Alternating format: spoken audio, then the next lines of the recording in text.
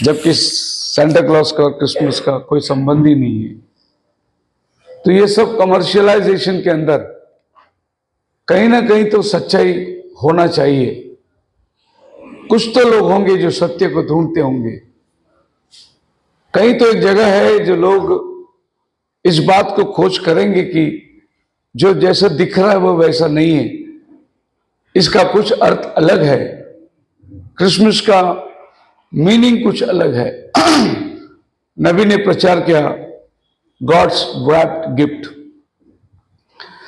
सो परमेश्वर का एक बहुत बड़ा वरदान ये धरती पे जब आई, वही हमारे लिए बहुत बड़ा गिफ्ट हो गया।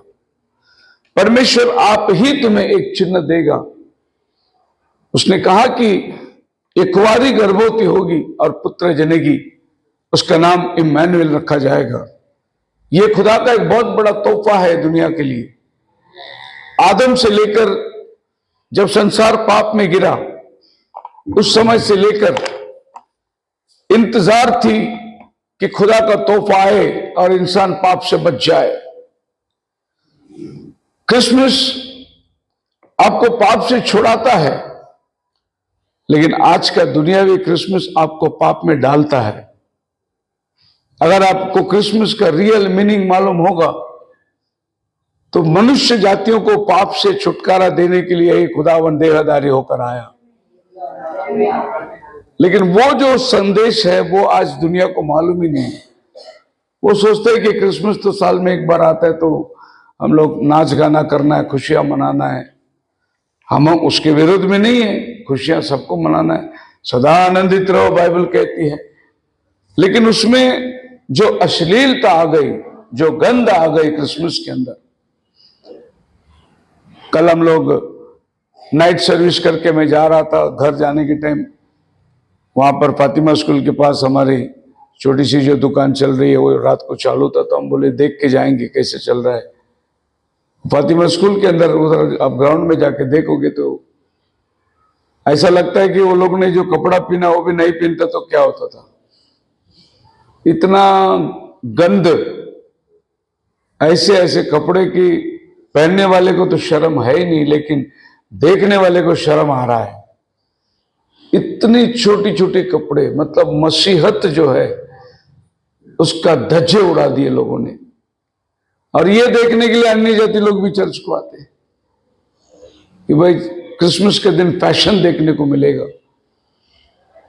पर आप देखिए कि पाप से बचाने के लिए प्रभु ये दुनिया में आया, और उसी के नाम से आज पाप की बढ़ोतरी हो रही है। तो क्रिसमस का असली अंश जो है उन लोगों को प्राप्त नहीं हुआ।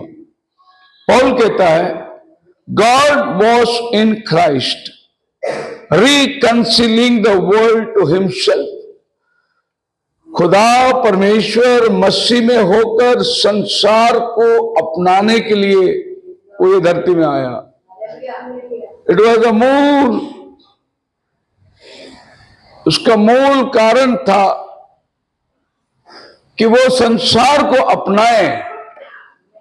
जो उससे दूर चली गई थी उसको करीब लाने के लिए खुदावन अपने बेटे मसीह यीशु के अंदर होकर, so he was reconciling to him, no longer counting people's sin against them. जब आप अगर मसीह के पास आए तो आपके पाप को प्रभु नहीं गिनेगा, इसीलिए उसने मसीह को धरती में भेजा। He will never count your sin. आपने जो भी गलती करी, जो भी पाप, आपका जन्म पाप, कर्म पाप, जो पाप आप जानते हैं जाने में, वो सारे पाप को प्रभु छोड़ देगा अगर आप मसीह के पास आए। इसीलिए मसीह को भेजा उसने। लेकिन आज वो जो संदेश है वो है नहीं कहीं पर, इवन चर्चों में भी वो संदेश नहीं है। बोलो हालेलुया। कल रात में अंबरनाथ में प्रचार किया। जब मैं आखिरी प्रार्थना किया तो पूरी चर्च रो रही थी, पश्चाताप कर रही थी। मेरे को लोगों ने बोला पास्टर जी लास्ट प्रार्थना में हम लोग सब रो बैठे। हाँ, रोना ही है हमको। क्रिसमस हंसने के लिए नहीं है। खुदा आसमान छोड़कर जमीन में आया हंसने के लिए नहीं। हमको प्रायश्चित करके रो के अपना जीवन प्रभु को समर्पित करना है, तब असली गॉड का गिफ्ट हमें समझ में आएगा कि क्रिसमस क्यों हुआ है। Hallelujah. By shedding his blood on the cross, Jesus obtained for the forgiveness of our sin. अपना खून क्रूस पर देकर आपके और मेरे लिए पाप का प्रायश्चित, पाप के लिए जो कर्जा चुकाना था वो प्रभु यीशु मसीह ने क्रूस पर जाकर चुकाया। जिस दिन वो पैदा हुआ उसी दिन ये संदेश था। 3 मागियों ने अपना 3 तोहफे को लेकर आया। सोना राजा को अर्पण करते हैं। वो सोना ये चीज को दर्शाता है कि ये बालक राजा है। भूल ये मरे हुए शरीर के ऊपर लगाते हैं। ये बताया गया उसी दिन वो गिफ्ट की, एक दिन ये शरीर पर ये लगाया जाएगा, हमारे पापों के लिए वो मारा जाएगा। लोबान धूप जलाते थे याजक लोग मंदिर में। ये इस बात से साबित होता है कि ये बच्चा आपके और मेरे पाप के लिए महायाजक बनकर लोबान चढ़ाएगा, भेंट में प्रायश्चित करेगा। जिस दिन वो पैदा हुआ वो तोहफा ही बताता है कि वो आपके गुनाहों के लिए धरती पर आया। Hallelujah. In him we have redemption through his blood and the forgiveness of sin according to the riches of his grace. Ephesians 1:7। उसमें ही हमें छुटकारा है, उसी के लहू से हमें पाप की क्षमा है, क्योंकि उसकी महिमा का अपरंपार। The riches in his grace, जो प्रभु ने बहुमूल्य रकम हमारे लिए चुकाया वो उसका लहू है। Hallelujah. Hebrews chapter 9 verse 22, without shedding of blood there is no forgiveness of sin. लहू बहाए बिना पाप की क्षमा नहीं है। पाप की क्षमा लहू के द्वारा ही होता है, और यीशु मसीह लहू बहाने के लिए आया था धरती पर। सो क्रिसमस का मूल अर्थ मेरे गुनाहों के लिए वो क्रूस पर चढ़ा, तब मैं छुटकारा पाया और आज मैं खुदा का बेटा और बेटी कहलाने के लायक बना। अगर वो क्रिसमस ना होता तो आज आप और हम यहां ना होते। वो क्रिसमस ना होता तो आज हमें जीवन का मकसद ही नहीं मिलता, हमें पता ही नहीं चलता कि जीवन है क्या। लेकिन आज हमें मालूम पड़ा कि हमारे पहले आदम में हम मरते हैं, दूसरे आदम में हम जीते हैं। सो ये दूसरा आदम पहला आदम से आपको छुड़ाकर, जो मृत्यु की देह से निकालकर आपको स्वर्गीय देह में लेके जाने का काम करता है। God has done all he should save us. उसने सब कुछ किया कि हम बच जाए। उसके तरफ में कोई कमी नहीं है कि आप दोष लगाए, प्रभु अगर आप ये करते तो मैं बच जाता, आप ये करते तो मैं पढ़ाता। उसके तरफ में कोई कमी, उसने सब कर दिया। फिर भी अगर हम नहीं आना चाहते हैं तो फिर उसका दोषी आप है। He has done everything। परमेश्वर ने जगत से ऐसा प्रेम किया, अपने इकलौते बेटे को दे दिया। और क्या कर सकता है वो? अपने बेटे को देने का मतलब उसको आना था, वो बेटा बनकर आया। और क्या कर सकता है उसके लिए? उसने आपके लिए स्वर्ग त्याग कर जमीन पर आया। और क्या कर सकता है आपके लिए? उसने, वो आपसे प्रेम करता था, वो नहीं चाहता था कि आप खोए, क्योंकि बाइबल यही कहता है कि परमेश्वर ना चाहता कोई नाश हो, वरन सबका उद्धार हो जाए। उसका मूल कारण ही वो था। The wages of sin is death, but those who receive Christ will have eternal life। Roman 6:23 में लिखा है, पाप की मजदूरी मृत्यु है, परंतु परमेश्वर का वरदान अनंत काल का जीवन है। जो कोई मसीह को ग्रहण करेगा उसके लिए अनंत काल का जीवन है, वरना पाप की मजदूरी मृत्यु है। और सबने पाप किया, सब परमेश्वर से रहित है। हर एक को पाप से छुटकारा चाहिए, हर एक को जीवन चाहिए, नहीं तो हम नाश में चलने वाले लोग हैं। और यीशु मसीह आया हर एक जाति के लिए, क्रिश्चियन लोग के लिए नहीं आया।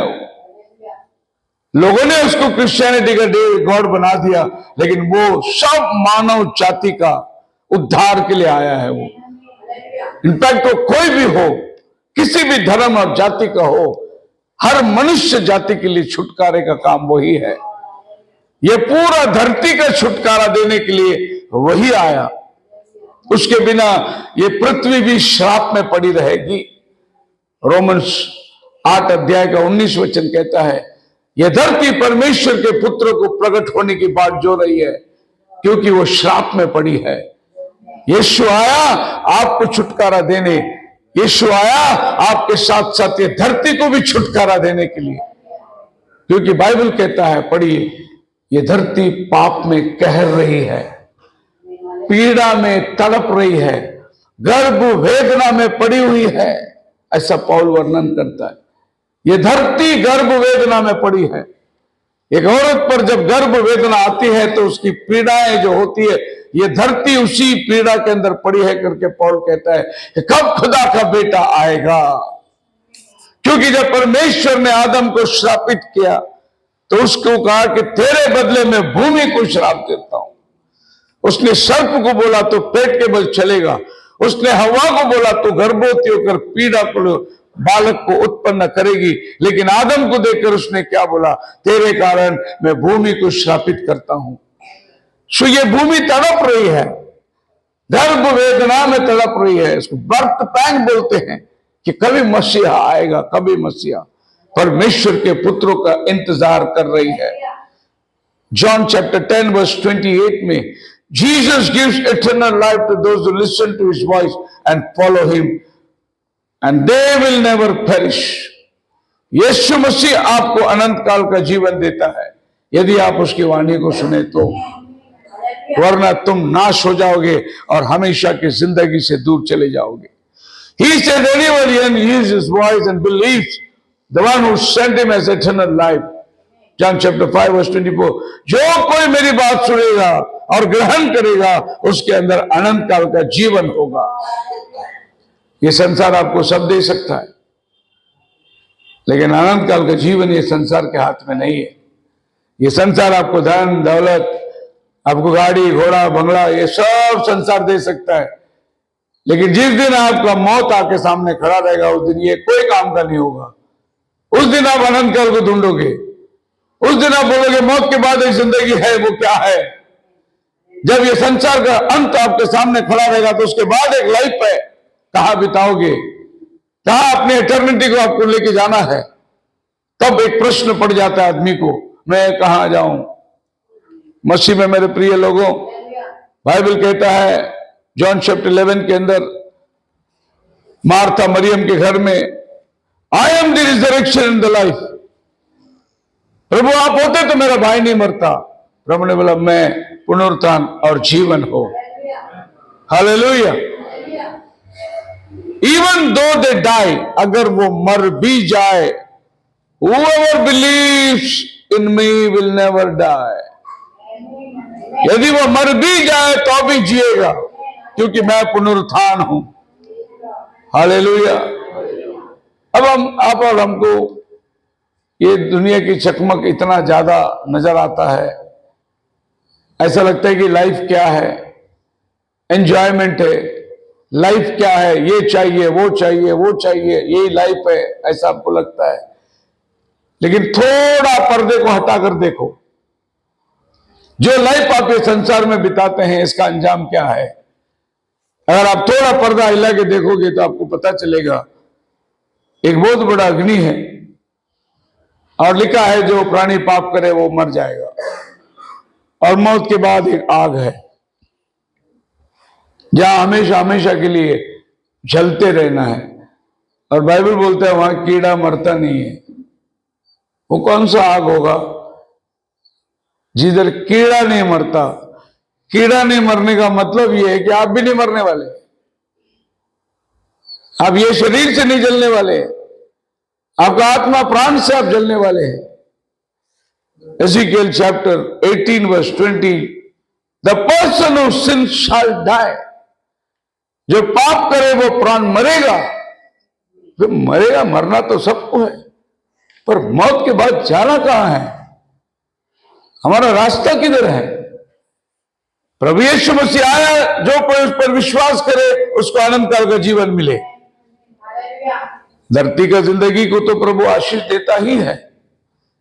हे प्रभु हमारी रोज की रोटी दे हमें, हमें परिवार, बाल बच्चे, बीवी सब प्रभु सुखरूप तो रखा ही है। इससे बढ़कर प्रभु यीशु मसीह का आना जो है वो इस जिंदगी के लिए नहीं, उस जिंदगी के लिए, ताकि आपको हमेशा की जिंदगी मिले। और जहां आप एटर्निटी में थे, फिर से उसी एटर्निटी के अंदर प्रभु आपको लेके जाना चाहता है। तो ये जीवन खाली 70-80 साल का जीवन है। बोलो हालेलुया। अभी अभी मैं गाड़ी में आने के टाइम पे मैं बात कर रहा था, मेरे को अभी दिल्ली जाना है 28 को। तो मैंने कहा कि फ्लाइट की टिकट बहुत महंगा है, तो मैंने बोला ट्रेन की टिकट कर देना, एक दिन मेरे पास है, मैं ट्रेन में राजधानी में जा सकता हूँ। तो मेरे एजेंट ने बोला कि टिकट तो आपको नहीं है, लेकिन आपको सीनियर सिटीजन में मैं डाल सकता हूँ। तो मैं बोला डाल दो यार, टिकट मिलना है, मेरे को जाना है। बोले आपका उम्र 60 लिखता हूं मैं, आपको टिकट मिल जाएगा। उसके बाद में मैंने बोला यार टीसी पकड़ेगा, पहचान देगा?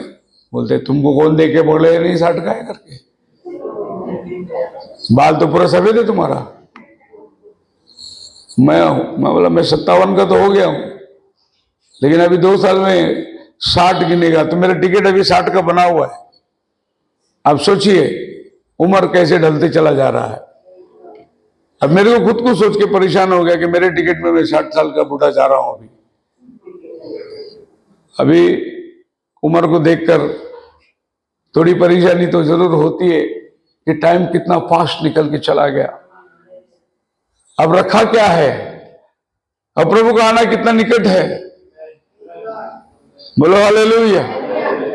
आज मैं उल्लासनगर का मीटिंग लेके आ रहा था, मेरे साथ में ब्रदर लोग थे, वो लोग मेरे से बात कर रहे थे। बोले पास्टर जी हम आपके साथ बैठे जरूर हैं, हम वचन सुनते जरूर हैं, लेकिन जब हम अपने जीवन को और आपके जीवन को देखते हैं तो ऐसा लगता है कि रैप्चर में खाली आप जाने वाले, हम नहीं जाने वाले।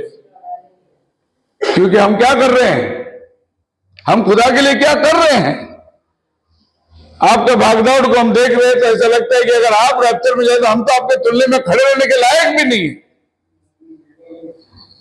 मैं बोला नहीं, आप धूम पकड़ लो मेरा, बच जाओगे। कोशिश करो पकड़ने के लिए, लटक जाओ किधर तो भी। ऐसा मत बोलो कि आप जाएंगे हम नहीं जाएंगे। अरे तुमको ले जाने के लिए तो हम कर रहे हैं ये सब। अगर आप ये सोचते कि हमारा पास्टर जाएगा हम नहीं जा सकते, तो फिर पास्टर का आके क्या फायदा है। आपको साथ में ले जाने के लिए तो हम प्रयास कर रहे हैं। तो एक बहुत बड़ी जीवन जो है आग के जीवन है, जहां कीड़े मरते नहीं, आग बुझती नहीं, और इसको बोलते हैं एवरलास्टिंग। एवरलास्टिंग का मतलब यह होता है कि पता नहीं कब ना कब कहां जाके खत्म होगा मालूम नहीं, लेकिन एवरलास्टिंग का एक बहुत बड़ा अर्थ नबी ने हमें बताया। एक बार एक प्रोग्राम में हमने मैसेज बुक रखे हुए थे, और पास्टर्स लोग डिनोमिनेशन के आए, कई लोग मैसेज बुक लेके गए। उसमें से एक पास्टर चर्चेज बुक लेके गया। वो चर्चेज बुक पढ़ते पढ़ते उसको एक ऐसा लाइन मिला जहां प्रॉफिट बोलता है कि एवरलास्टिंग जो है वो कहीं ना कहीं जाके खत्म होगा। तो वो वहां रुक गया, हो बहुत परेशान हो गया। हो एक दिन कल्याण स्टेशन पे हम किसी गेस्ट को लेने गए, तो वो भी उधर आया था। तो सामने सामने मिलके बोले अरे पास्टर जी बहुत अच्छा हो गया, आपको मैं ढूंढ रहा था। बोलते ब्रदर ब्रैनम का किताब में लिखा है कि एवरलास्टिंग जो है वो कहीं ना कहीं एक दिन खत्म होगा। मैं बोला हाँ बिल्कुल। अरे हम तो ऐसा प्रचार किए कि जलते रहोगे जलते रहोगे जलते रहोगे। फिर आज हम अपने प्रचार का क्या करना है। तो बाइबल में एक और वर्ड है, और ये वर्ड है इटर्नल। नबी बोलता है इटर्नल को स्टार्टिंग पॉइंट नहीं है और एंडिंग पॉइंट नहीं है, यही इटर्नल है। लेकिन एवरलास्टिंग को स्टार्टिंग पॉइंट है और एंडिंग पॉइंट है। कैसे? समय कहीं तो कहीं जाके लास्ट होगा। और ये जो है इटर्नल लाइफ, अनंत काल का जीवन, और ये आपको दंड है, जजमेंट है ये। और ये शैतान और उसके दूतों के लिए बनाया गया है। सो बाइबल हेल को एवरलास्टिंग बोलता है और हेवन को एटर्नल बोलता है। Praise the Lord. बात समझ में आई आपकी? दोनों भी वर्ड ऐसा लगता है कि वही होगा, लेकिन नहीं, दोनों वर्ड के अंदर अंतर है। अगर हेल एवरलास्टिंग है तो एक दिन हेल जो है वो खत्म होगा, लेकिन लाइफ को खत्म होने के चांस नहीं, वो चलता ही रहेगा, उसको एंडिंग ही नहीं। सो जहां से प्रभु ने हेल को तैयार किया वो फिर से एक बार शून्य में चला जाएगा। एनहिलिएट, खुदावन कहते हैं कि उसको नाहिसा कर देगा। लेकिन एटर्नल लाइफ जो है वो नाहिसा नहीं होगा, उसके लिए समय और लिमिट नहीं। ना जाने कितने अरबों साल हम खुदा के साथ ही रहेंगे, क्योंकि हम सब एटर्निटी में थे। हम वहां से यहां आए हैं, अपना जमीनी एग्जाम देने के लिए आए हैं। हम लोग धरती में क्यों आए? परीक्षा देने के लिए आए हैं। ये परीक्षा में हम लोग अगर पास होते हैं तो हमें एटर्नल लाइफ है। अगर ये परीक्षा में हम फेल होते हैं, हमारा जजमेंट है। तो ये हम लोग टेस्टिंग टाइम पे धरती पे आए हैं। ये परीक्षा, इसीलिए हमको बीमार करते, तकलीफ होते, परेशानी आती है, मुसीबतों को झेलना पड़ता है, क्योंकि हम लोग यहाँ पर ये धरती में टेस्टिंग टाइम है, एग्जाम है हमारा। और ये एग्जाम एक दिन खत्म होने वाला है, रिजल्ट आने वाला है। हम इस रिजल्ट को अनुभव करेंगे या तो हेल में या तो फिर अनंत काल के जीवन के अंदर। बोलो हालेलुया। हाँ, बोलेंगे पासी जी क्रिसमस खुशी के दिन आप नरक के बारे में डरा रहे। अगर क्रिसमस को सही तरीके से नहीं लोगे तो नरक है, अगर सही तरीके से लोगे तो आपके लिए जीवन है। वही पानी का दृष्टांत है। जो मान लिए उसको बचा लिया, जो नहीं माने उसको डुबो को मार दिया। दृष्टांत पानी है। नोहा ने वचन को माना, बोट में चढ़ गया और बोट ने पानी को ऊपर उठाया। दुनिया ने माना नहीं वचन को, वो संसार में रहे, पानी ने उनको डुबो दिया। उदाहरण पानी है। आज ये क्रिसमस को अगर आप मान लेंगे कि क्रिसमस क्यों हुआ, तो आपके लिए सार्वकालिक जीवन है। अगर आप लोगों के क्रिसमस खाली कपड़े, नए कपड़े, खुशियां, डांस और मौज मस्ती, तो फिर आपने क्रिसमस को समझा ही नहीं। अंजाम आपके लिए नरक है। Hallelujah. Christmas is Jesus becoming sin for us. What is Christmas? Christmas क्या है? एक निर्दोष हमारे लिए पापी बना, वही क्रिसमस है। हालेलुया। एक निर्दोष बिना पाप का वो पापी बना, वही क्रिसमस है, ताकि हम जो पापी थे निर्दोष बन जाए। It was a gift of God. खुदा ने एक बड़ा तोहफा दिया आपको कि आप उस तोहफे को ग्रहण करके इस पाप में जीवन से बल्कि अनंत काल के जीवन में जा सकते हैं। 2 Corinthians 5:21 में हमने God made him who never sin to become a sin for us. क्या स्टेटमेंट है ये! जिसने पाप को जाना नहीं उसको पापी बनना पड़ा हमारे लिए। ये मिट्टी के देह में उसको आना पड़ा, एक बालक के रूप में उसको जन्म लेना पड़ा। जिसमें पाप नहीं था उसको हमारा पाप लेने के लिए इंसान बनकर आना पड़ा।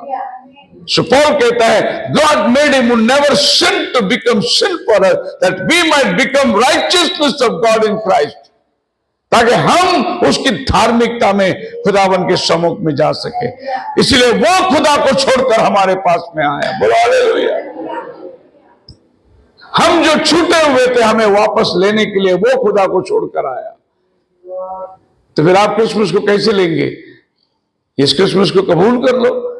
उसका मूल कारण आप जान लो, यीशु मसीह शरीर में आया। Your righteousness which was from the law will not save you. तुम्हारी धार्मिकता व्यवस्था के अनुसार तुम्हें नहीं बचाएगी, क्योंकि व्यवस्था के अंदर बहुत सारे धार्मिक विधियां थी। कबूतर दे दो, बकरी दे दो, पाप कर दो, अर्पण कर दो, ये सारे जो पाप का बलि, मेल बलि, अन्न बलि, ये सब बलिदान को लोग सोचते थे कि यही हमें धार्मिकता में लेके जाएगा। लेकिन वो सब बलि आपको खाली संसार में रख देगी। ये संसार के अंदर एक आश्वासन था कि तुम अन्न बलि दे दो, तुम मेल बलि दे दो, तुम होम बलि दे दो, और ये पापों को ढांपा चला जाता था कि एक दिन खुदावन का मेमना ये धरती में आएगा और वो ही पाप का मूल कारण बनेगा। और जितने उसके पहले इन बलिदानों पर विश्वास करते थे वो सब यीशु के बलिदान पर विश्वास करेंगे, और हम जो जीवित है हम भी उस बलिदान को ग्रहण करेंगे, तब हमें अनंत काल का जीवन प्राप्त होगा। इफिसियंस 2:5 और 8 के अंदर लिखा है, you can only be saved by grace not by works. प्रभु की कृपा से ही आप बच सकते हैं, आपके कामों से नहीं। इसलिए यहूदी लोग कामों में विश्वास करते थे, मसीहा उनको रिवील नहीं हुआ, लेकिन आज आप और हम अनुग्रह पर विश्वास कर दिया, हमें उद्धार मिल गया। हम आज सही क्रिसमस का मायना जान लिए। आज बेथलेहम में जाओगे, नेटिविटी में बहुत सजाया हुआ, उधर क्रिसमस है ना, यीशु पैदा हुआ है, ये यीशु का घर है, यीशु यहाँ पर चमत्कार किया, यीशु यहाँ पर मच्छी रोटी खिलाया, यीशु यहाँ पर दफनाया गया, यीशु यहाँ पर क्रूस, सब मालूम है उनको, लेकिन यीशु नहीं मालूम है उनको, आंखें बंद है उनको। वो आपको बताएंगे यही वो जगह जहाँ यीशु मरा, लेकिन क्यों मरा वो उसको नहीं मालूम। लेकिन आपको और हमको, हम वहां नहीं गए लेकिन हमें पता चल गया, क्योंकि अनुग्रह हम पर हुआ। इधर यरूशलेम में हम नहीं गए, यहाँ बेथलेहम को नहीं देखे, यहाँ पर हमने वो क्रूस पर चढ़ाए हुए जगह नहीं देखे, लेकिन हमने विश्वास किया कि वो मेरे लिए चढ़ा है।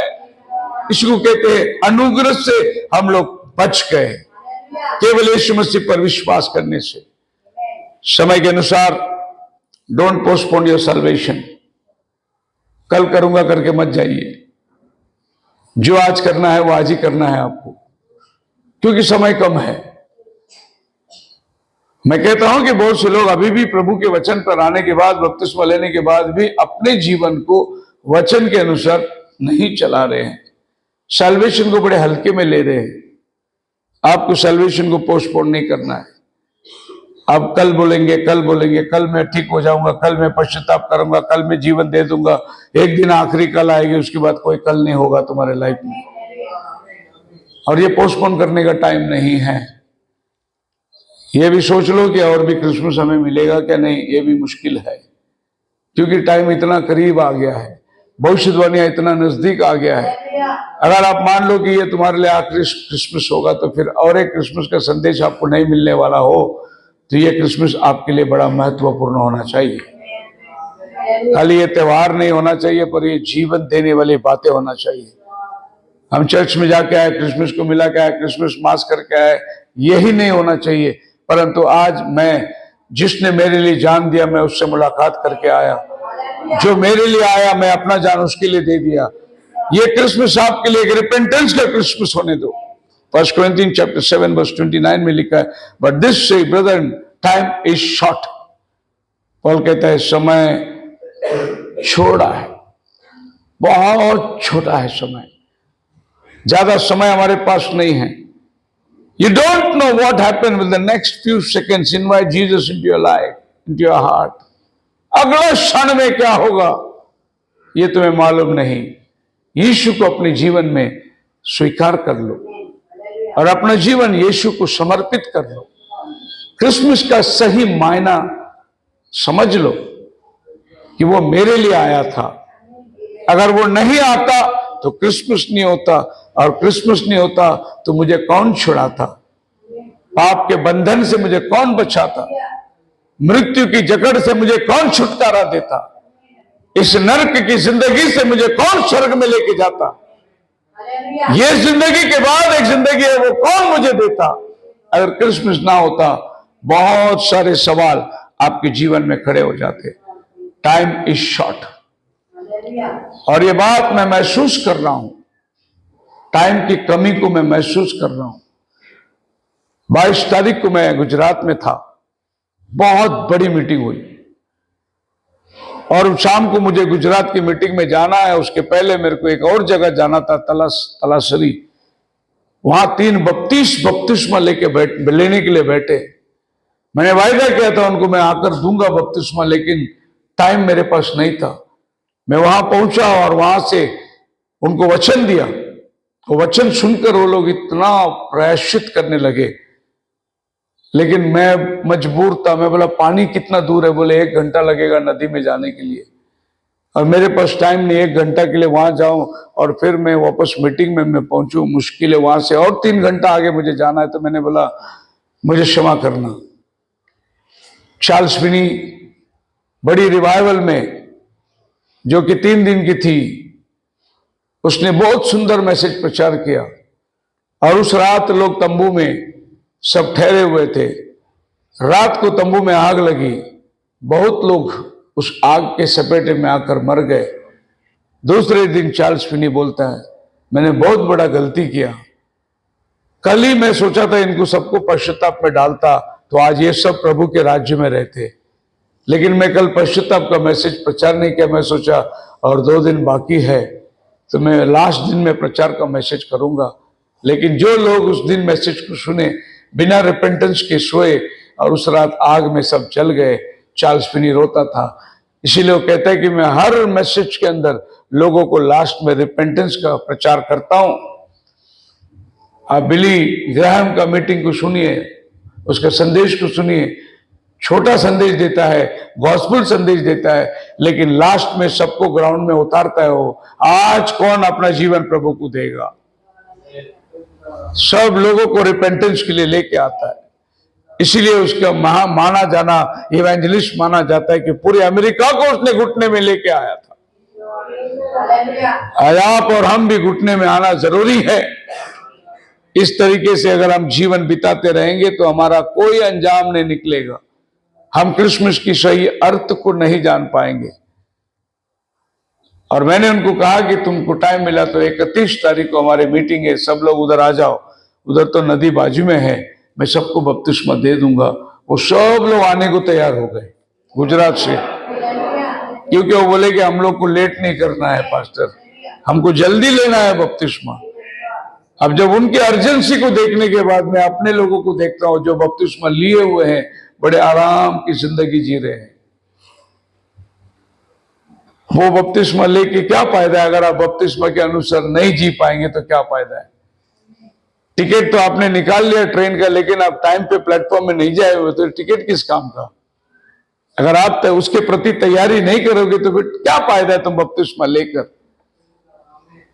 तो ये वो समय है आपको प्रार्थना में उतरना, कलीसिया के लिए प्रार्थना करना, सेवकाई के लिए प्रार्थना करना, और जितना हो सके सेवकाई के लिए आप अपना हाथ को बढ़ाना, लोगों को नरक के आग से बाहर निकालना। मसीह में मेरे समय बहुत कम समय हमारे पास दिया है।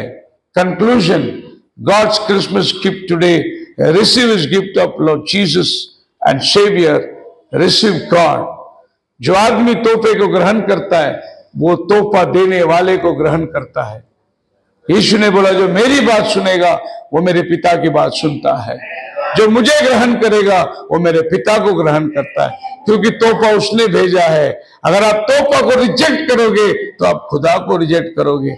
आप उस तोहफे को अपना लो। Who became man and is with you, receive Jesus in your heart, believe his name and become a child of God। वो आज हमारे बीच में है, उसे कबूल कर लो, उसको ले लो और खुदा का बेटा और बेटी बनने का अधिकार पालो। यूहन्ना 1:12 में लिखा है, जितनों ने उस पर विश्वास किया उन्हें उसने बेटा होने का अधिकार दिया। खुदावन आपको आशीष दे। प्रार्थना के अंदर जाएं।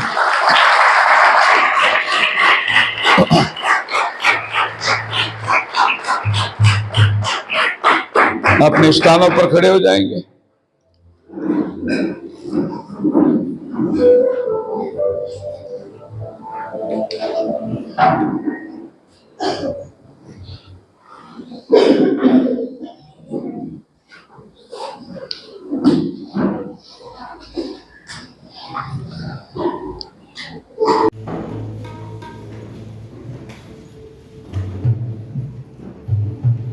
तुमने पकवान बनाए,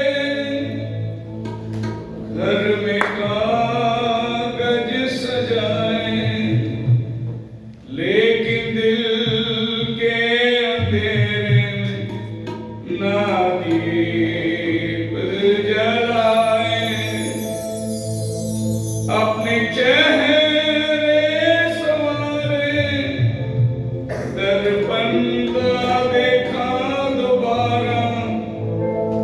लेकिन पापी जिंदगी को तुमने कभी ना सुधारा।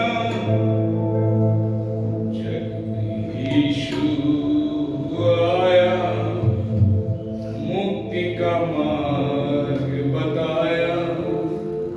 क्या तुमने सुनने वालों नया जन्म पाया? बड़ा दिन आया, हरे साल मनाया। क्या तुमने सुनने वालों नया जन्म पाया? बड़ा दिन आया, हरे साल मनाया। क्या तुमने सुनने वालों नया जन्म पाया? यीशु जन्मा है जगत में, पापियों को बचाने। चलिए तुम छोड़ दुनिया में खुशी मनाने। वो बुला रहा, तुमने मुड़ के न देखा। खुशी तुमने मनाई, पर यीशु को न देखा। यीशु धरती पे आया, कितना दुख उठाया। अभी तुम सुनने वालों कुछ समझ नहीं पाया। बड़ा दिन आया, हरे साल मनाया। क्या तुमने सुनने वालों नया जन्म पाया? बड़ा दिन आया। ऐसा 25 साल का हो तो 25 क्रिसमस आपके जीवन में हो गया है। अगर 50 साल के तो 50 क्रिसमस हो गया आपके साथ।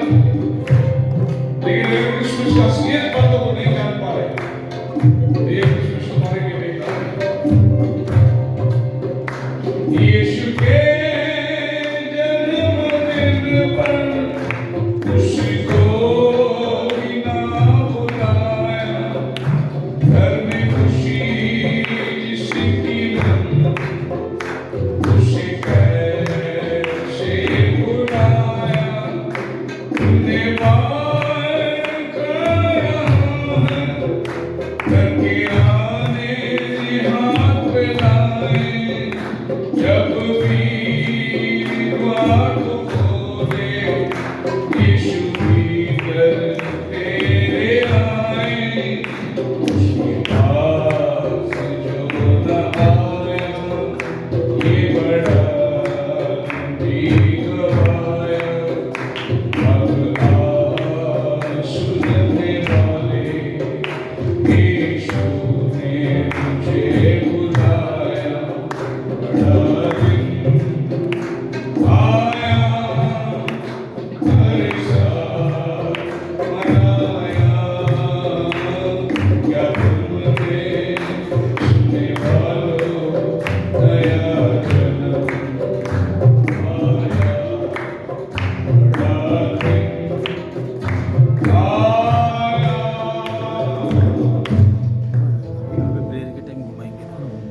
अगर प्रभु के आने में देर हो तो 2026 में फिर से क्रिसमस आ जाएगा। लेकिन अगर आज ये साल का क्रिसमस को तुमने नहीं समझा तो ये पूरा साल आपका वेस्ट है। अगर आप सही मायने में उसको नहीं आज तक समझ पाए तो आपका जीवन बेकार है। फिर ऐसे कितना भी क्रिसमस आपके जीवन में आने तो कोई फर्क नहीं पड़ेगा। इसीलिए मसीह में मेरे प्रिय भाइयों, क्रिसमस क्या है? वो जो पाप रहित था वो पापी बना। क्रिसमस क्या है? खुदा ने अपनी महिमा छोड़कर धरती में आया। क्रिसमस क्या है? आपके और मेरे लिए वो अपराधी बना। क्रिसमस क्या है? मेरे गुनाहों को लेने के लिए वो धरती में आया।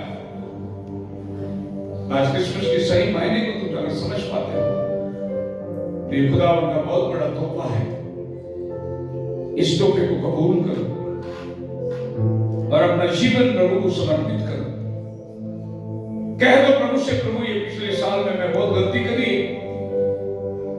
अभी आने वाला साल मेरे सामने प्रभु मैं वादा करता हूं तेरे वचन पर चलूंगा। मेरे जीवन का जो मकसद है प्रभु मैं उसे पूरा करूंगा। प्रभु से कह दो मेरे जीवन के अंदर सुधार आना चाहिए। मैंने बहुत गलती करी प्रभु, तेरे वचन के विरुद्ध में मैं चलता गया। आज लोगों को पसंद नहीं है कि अगर कुछ संदेश में डांट आई उसको कबूल नहीं करना। वो चर्च छोड़ देंगे, वो वहां जाके बैठेंगे जिधर डांट नहीं मिलती है, लेकिन डांट आपको सुधारती है। जीवन सुधारना नहीं चाहेंगे। वो बोलेंगे हम जैसा जीते हैं वैसे जिएंगे, लेकिन हमें चर्च में आना है। लेकिन खुदावन उसने नहीं आया और चर्च इसलिए है भी नहीं। चर्च आपको सुधार लाने के लिए है, आपका जीवन को बदलने के लिए चर्च है, पुरानी जिंदगी को अपने से दूर करने के लिए चर्च है। वरना मसीह का आना ही बेकार हो जाएगा। अपना जीवन प्रभु को समर्पित करो। हो सकता है ये क्रिसमस हमारा आखिरी क्रिसमस होगा। एक और नाम क्रिसमस हमारे जीवन में नहीं आ सकता, ऐसा भी हो सकता है। प्रभु को धन्यवाद दो कि एक दिन तक प्रभु ने आपको संभाला है। आने वाला साल समय कम है, प्रभु का आना निकट है। तैयार हो जाओ। जो भेंट खुदा ने आपको दी है उसे कबूल करो और फायदेमंद हो जाओ। नहीं तो नुकसान उठाओगे, अपने जीवन का नुकसान उठाओगे। खुदा वापस मानिए। अब तेरे चरणों में आते हैं। आज ये जन्मदिन खुदा सारा दुनिया मना रही है। ये तो सदियों से लोग मनाते आए हैं प्रभु, लेकिन ये जन्म का अक्षर बात को जान नहीं पाए। ये जन्म का मूल उद्देश्य को जान नहीं पाए। ये जन्म क्यों लिया है तूने ये जान नहीं पाए। तो फिर खुदावंत क्या हुआ उनका जीवन में। आज खुदावंत अपने नबी के द्वारा का संदेश प्रचार किया है। जबकि नबी कहता है क्रिसमस को मायने नहीं रखता, लेकिन क्रिसमस का जो सारांश है वो जानना बहुत जरूरी है। मसीह में मेरे प्यारे प्रभु, आज इन बच्चों के तुझमें मैं दुआ मांगता हूँ, हर एक के लिए प्रार्थना करता हूँ। तेरी रहमत सब पर बनी रहे। आने वाले दिनों की सारी मीटिंगों को तो आशीष कर। तेरी दया दुनिया को आज मौज मस्ती में है, आज नाच गाने में है प्रभु। वे समझ नहीं पा रहे कि क्रिसमस है क्या।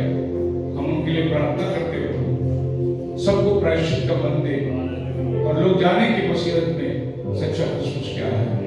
तेरी दया सब पर बनी रहे। आज आए हुए छोटे बड़े सबको तो आशीष। यहाँ से विदा हो गए प्रभु तो मेरे साथ कर सको। प्रार्थना प्रभु यीशु के नाम में मांगते सुनो प्रभु। आमीन।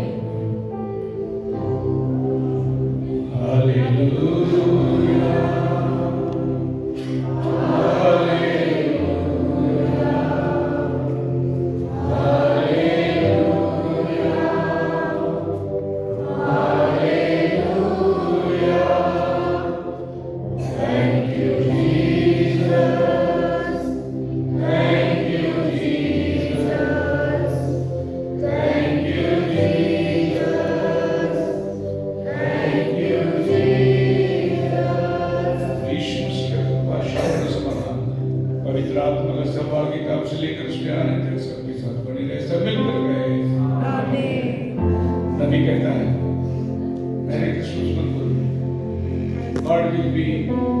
प्रभु तुम्हारे साथ है ऐसा, क्योंकि इसमें मेरे नाम की कोई चीज है नहीं। ये तो हमारा प्रभु को ग्रहण करने का समय है। इसलिए हैप्पी क्रिसमस बोलने की जरूरत नहीं। खुदावन आपके साथ। God be with you.